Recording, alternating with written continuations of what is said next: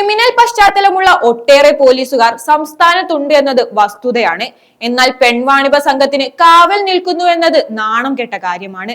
സ്ത്രീകൾ നിയമവിരുദ്ധമായി അവരുടെ ശരീരം വിറ്റ് ലഭിക്കുന്ന പണത്തിന്റെ പങ്കുപറ്റാൻ നടക്കുന്ന പോലീസുകാരെ എന്തു പേരിട്ടാണ് വിളിക്കേണ്ടതെന്ന് അറിയില്ല.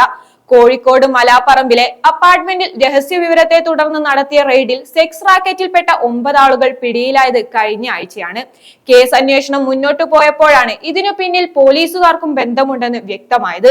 അതിന്റെ അടിസ്ഥാനത്തിൽ ഇന്നലെ 2 പോലീസുകാരെ സസ്പെൻഡ് ചെയ്തിട്ടുണ്ട്.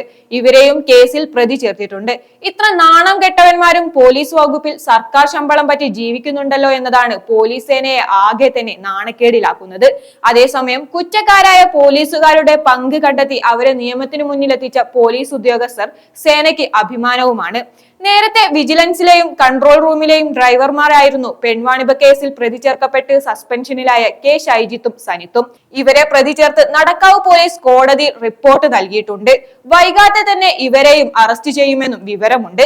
പെൺവാണിഭ സംഘം നടത്തിയിരുന്ന പോലീസുകാർ നേരത്തെ വിജിലൻസിലും കൺട്രോൾ റൂം വിഭാഗത്തിലുമായിരുന്നു ജോലി ചെയ്തിരുന്നത്. ഈ 2 വിഭാഗവും അഴിമതി വിരുദ്ധ സേന ആയതിൽ ആരോപണം ഉയർന്നപ്പോൾ തന്നെ ഇവരെ മറ്റ് 2 സ്ഥലങ്ങളിലേക്ക് മാറ്റിയിരുന്നു.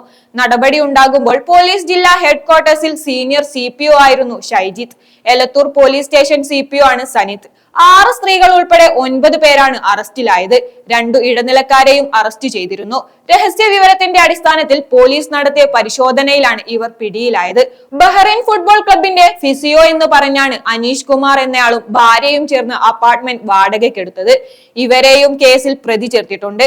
അപരിചിതരായ ആളുകൾ സ്ഥിരമായി വരികയും പോവുകയും ചെയ്തതോടെയാണ് നാട്ടുകാർ കെട്ടിടമുടമകളെ വിവരം അറിയിച്ചത്. അന്വേഷണത്തിൽ സമീപത്തെ ആശുപത്രിയിൽ ചികിത്സയിലുള്ളവരുടെ കൂട്ടിരിപ്പുകാരാണ് ഇവിടേക്ക് എത്തുന്നതെന്നായിരുന്നു പറഞ്ഞിരുന്നത്. എന്നാൽ ഇത് സംബന്ധിച്ച് പോലീസിൽ പരാതി എത്തുകയും തുടർന്ന് നടത്തിയ റെയ്ഡിൽ വൻ പെൺവാണിഭ സംഘത്തെ കുടുക്കുകയുമായിരുന്നു. തുടർന്ന് നടത്തിയ അന്വേഷണത്തിലാണ് 2 പോലീസുകാരും ഈ കേസിൽ പ്രതിയായിരിക്കുന്നത്. സെക്സ് റാക്കറ്റ് കേസിൽ പ്രതി ചേർക്കപ്പെട്ട പോലീസുകാരെ എത്രയും പെട്ടെന്ന് പോലീസിൽ നിന്ന് പിരിച്ചുവിടുകയാണ് വേണ്ടത്. ഒരു നിമിഷം പോലും ഇവർ പോലീസിൽ തുടരാൻ അർഹരല്ല. സെക്സ് റാക്കറ്റ് പോലെയുള്ള കടുത്ത നിയമവിരുദ്ധ പ്രവർത്തനം നടത്തുന്നവരെ നിയമത്തിന് മുന്നിൽ എത്തിക്കേണ്ടവരാണ് അവർക്ക് ഒത്താശ ചെയ്തു കൊടുത്ത് പണം കൈപ്പറ്റുന്ന നീചമായ പ്രവൃത്തിയിൽ ഏർപ്പെട്ടത്. ഇത്രയും കാലം പെൺവാണിഭ സംഘത്തിന് ഒത്താശ ചെയ്തു കൊടുത്ത് ഇരുവരും ലക്ഷങ്ങളാണ് കൈപ്പറ്റിയിരുന്നതെന്നാണ് പുറത്തുവരുന്ന വിവരം. എല്ലാ ദിവസവും അവരുടെ അക്കൗണ്ടിലേക്ക് പണം എത്തിയിരുന്നതായാണ് വാർത്തകളിലൂടെ വ്യക്തമാകുന്നത്. ഈ പോലീസുകാർക്ക് സെക്സ് റാക്കറ്റുമായി അടുത്ത ബന്ധമാണുള്ളതെന്നും ഇവരുടെ നിയന്ത്രണത്തിലാണ് മലാപ്പറമ്പിലെ പെൺവാണിഭ സംഘം പ്രവർത്തിച്ചിരുന്നത് എന്നുള്ള വിവരമാണ് പുറത്തുവരുന്നത്. ഇടയ്ക്കിടെ ഇവർ ഈ അപ്പാർട്ട്മെന്റിൽ എത്താറുണ്ടായിരുന്നു എന്നും വ്യക്തമായിട്ടുണ്ട്. പരാതികൾ ഉണ്ടായിട്ടും വേണ്ട വിധം നടപടി സ്വീകരിക്കുന്നതിൽ നിന്ന് പോലീസിനെ വഴിതിരിച്ചു വിട്ടതും തങ്ങളുടെ സ്വാധീനം ഉപയോഗിച്ച് സെക്സ് റാക്കറ്റിന് വഴിവിട്ട സഹായങ്ങൾ നൽകിയതും ഇവരാണെന്ന് കണ്ടെത്തിയിട്ടുണ്ട്. ഇവർക്ക് പിന്നിൽ മറ്റാരെങ്കിലും ഉണ്ടോ എന്നതടക്കമുള്ള കാര്യങ്ങൾ ഇവരെ വിശദമായി ചോദ്യം ചെയ്യുകയും ഇവരുടെ ഫോൺ കോളുകളും സമൂഹ മാധ്യമ അക്കൗണ്ടുകളും പരിശോധിച്ചാൽ വ്യക്തമാകും. പിടിയിലായ സെക്സ് റാക്കറ്റ് നടത്തിപ്പുകാരും അടക്കമുള്ള 9 പേരുടെയും ഫോൺ രേഖകൾ വിശദമായി പരിശോധിച്ചപ്പോഴാണ് പോലീസുകാരുമായുള്ള ബന്ധത്തിന്റെ നിർണായക വിവരങ്ങൾ ലഭിച്ചത്.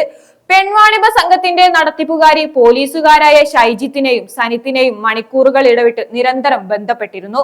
ഓരോ ദിവസത്തെയും ഇടപാടുകളെ സംബന്ധിച്ച് വിശദമായി അറിയിക്കുകയും തങ്ങളുടെ വിഹിതം അതാത് ദിവസം കൃത്യമായി വാങ്ങിയെടുക്കുകയും ചെയ്തിരുന്നു.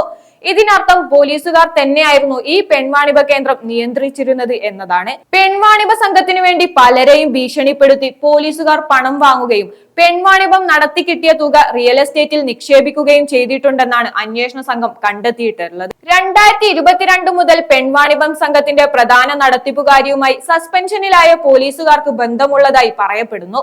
മെഡിക്കൽ കോളേജ് പോലീസ് സ്റ്റേഷൻ പരിധിയിൽ നടന്ന അനാശാസ ഇടപാടിൽ അന്ന് പോലീസ് നോട്ടീസ് നൽകി വിട്ടയച്ച സ്ത്രീയുമായി പോലീസുകാരിൽ ഒരാൾ ബന്ധം സ്ഥാപിക്കുകയുമായിരുന്നു. ആ ബന്ധത്തിലൂടെയാണ് വിപുലമായ തോതിൽ പെൺവാണിഭം നടത്താൻ പോലീസുകാർ കൂടി ഇറങ്ങിത്തിരിച്ചത്. പോലീസുകാരുടെ നേരിട്ടുള്ള സഹായവും നിയന്ത്രണവും ഉള്ളതിനാൽ പെൺവാണിഭം വലിയ തോതിൽ നടത്താൻ ഇവർക്ക് സഹായമായി. സ്ഥിരമായെത്തി വിവരങ്ങൾ തിരക്കുകയും ആവശ്യമായ സഹായങ്ങൾ ചെയ്യുകയും ഉപദ്രവകരമായി പെരുമാറുന്നവരെ ഭീഷണിപ്പെടുത്തുകയും തങ്ങളുടെ പ്രതിഫലം അതാത് ദിവസം തന്നെ വാങ്ങിയെടുക്കുകയും ചെയ്യുന്നവരായിരുന്നു പ്രതി ചേർക്കപ്പെട്ട പോലീസുകാർ. ഇത് സംബന്ധിച്ച് വാർത്തകൾ പുറത്തുവരികയും പോലീസ് സേനയ്ക്ക് മൊത്തം അപമാനമുണ്ടാക്കിയ സാഹചര്യത്തിലും ഇവർക്കെതിരെ കടുത്ത നടപടിയെടുക്കുമെന്നാണ് ഉന്നത പോലീസ് ഉദ്യോഗസ്ഥർ വ്യക്തമാക്കുന്നത്.